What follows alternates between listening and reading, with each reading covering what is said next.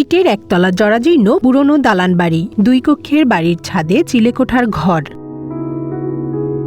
বাড়ির সামনে দেয়ালে খোদাই করে লেখা নির্মাণকাল, আর ফটকে লেখা জিয়া বাড়ি।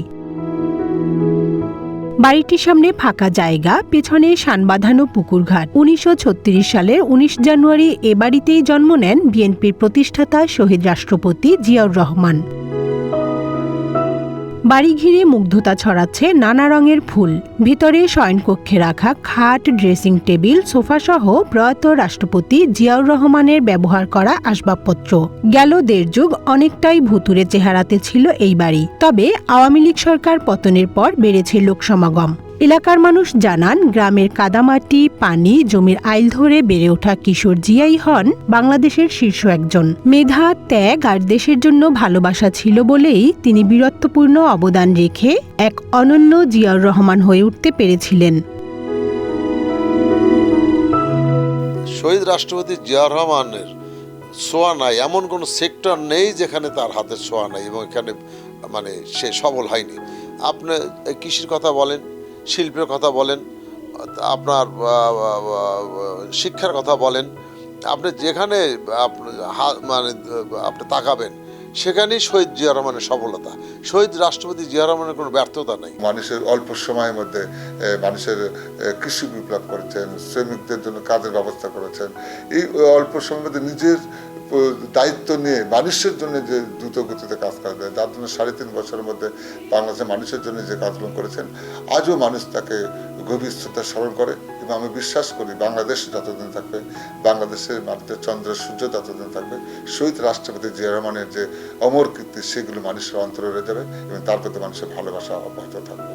জিয়াউর রহমান শুধু বিএনপির প্রতিষ্ঠাতা ছিলেন না, ছিলেন বাংলাদেশের রাষ্ট্রপতি, সাবেক সেনা প্রধান এবং বীর মুক্তিযোদ্ধা। বিএনপি নেতারা বলছেন, মুক্তিযুদ্ধে কৃতিত্বের সাথে সম্মুখ যুদ্ধে লড়েছেন মেজর জিয়া।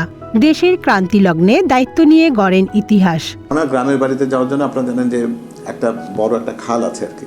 সেই খালে কিন্তু আগে খেয়া নৌকাতে পারাপার করতে হতো, খাউড়া বিল বলে যেটা। উনি নিজেও যখন সেনাবাহিনীতে প্রথম অফিসার হিসেবে যখন নিযুক্তি পান, তখন তার যখন সে পুলিশ ভেরিফিকেশন হয়েছিল, সেই সময় কিন্তু উনি নিজেও কিন্তু ওই খেয়া নৌকা পার হয়ে কিন্তু তার গ্রামের বাড়িতে গেছেন। তো সাধারণভাবে প্রত্যেক এলাকার মানুষ যখন উনি প্রথমবার যখন এলাকায় যান, তিনি কিন্তু তার যে শিক্ষক ছিলেন প্রাইমারি স্কুলের, মুজিবুর রহমান পণ্ডিত বলে যাকে, তাকে তিনি কিন্তু তখন সসম্মানে তাকে কিন্তু তিনি তাকে তার পদধূলি নিয়েছিলেন, তাকে পদমবুছি করেছিলেন সবার সামনে, বোঝাবার জন্য যে শিক্ষকের মর্যাদাটা কত উঁচুতে হতে পারে। কিন্তু পাশাপাশি আর একটা অনন্য সাধারণ তার একটা উদাহরণ আছে। গ্রামের লোকজন সবাই বলেছে যে এইখানে একটা ব্রিজ হলে খুব ভালো হয়। উনি হেসে বলেছেন যে এই ব্রিজটি হবে বাংলাদেশের সব শেষ ব্রিজ। অর্থাৎ উনি চেয়েছেন যে উন্নয়নটা সব জায়গায় হওয়ার পরে শেষ উন্নয়নের কাজটা হবে তার ব্রিজ তৈরি করার মধ্যে দিয়ে। অর্থাৎ এই প্রত্যেকটা জিনিসের মধ্যে কিন্তু তার একটা যে জিনিসটা আছে সেটা হচ্ছে কেউ যেন তাকে এই প্রশ্নবিদ্ধ করতে না পারে যে ওইটা রেখে তুমি এটা কেন করেছো। আধুনিক বাংলাদেশের স্থপতি এবং বহুদলীয় গণতন্ত্রের প্রবর্তক ছিলেন জিয়াউর রহমান। তাই তার বাড়িটি আগামী প্রজন্মের জন্য জাদুঘর করা হবে কিনা সে বিষয়ে ভাবা হচ্ছে বলেও জানান এই বিএনপি নেতা।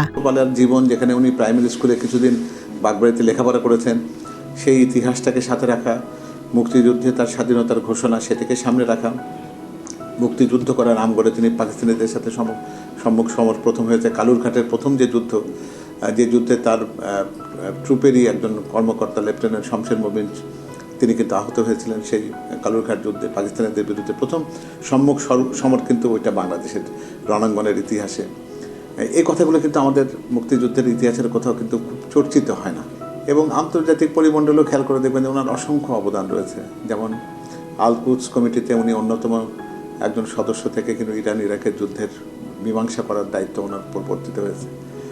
বাংলাদেশ নিরাপত্তা পরিষদের অস্থায়ী সদস্য হিসেবে নির্বাচিত হয়েছে জাপানকে পরাজিত করে।